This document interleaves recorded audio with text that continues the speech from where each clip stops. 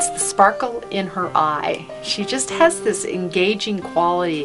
The shamanistic fundraiser. You know? And also, she has a creative spark that makes things happen like magic.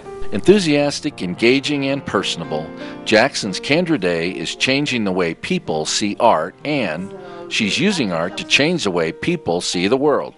So when I came to Jackson, I began to work with the Community Foundation to see how we could get the arts organizations to collaborate with one another more. What everybody needed was a better facility. Today, the Center for the Arts in Jackson Hole is home to many Wyoming artists and their collective projects. I'm very certain that we would not be in this building today if it wasn't for Candra. To Candra, art is not simply art, but a practical means of solving community problems. In recent years, she organized an Hispanic cultural festival to promote goodwill between Jackson and the growing Latino community. The Latino immigrants were beginning to arrive in Jackson in numbers. The increase was very dramatic. We were having fights in the school ground. We were having nasty letters in the newspaper. We did a 2.5-year-long festival.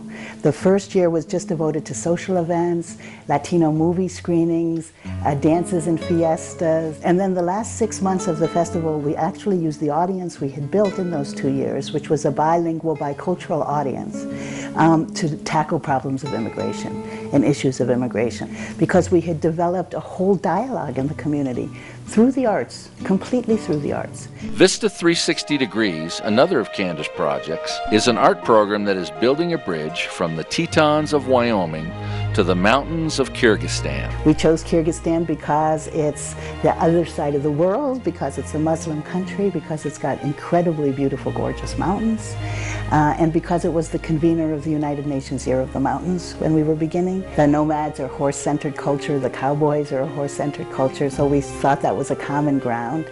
And so we've taken 2 years, we've taken cowboy shows to Kyrgyzstan, and they absolutely love them, and our cowboys love them, and everybody's just having a blast, and we hope to do that every year. As part of the project, musicians and nomads of Kyrgyzstan have also visited Jackson.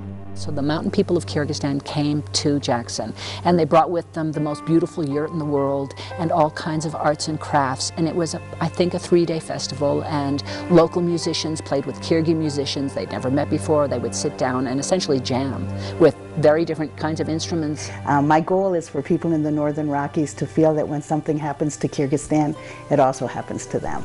Candra is not only boosting appreciation for the arts, she is helping artists from around the world sell their work and become more self-sustaining. And I think that it's very important for the nonprofits to figure out how to be sustainable, truly sustainable. Writer, administrator, guru, Candra Day is proving that the arts are more than aesthetic. I think creativity is going to be more and more important. John Frohnmeyer said that creativity is the currency of the 21st century. And now it's going to be all about creative ideas and creative energy. And the training ground and the proving ground for creativity is the arts. So I think that the arts are vital to the economic development of our communities as well.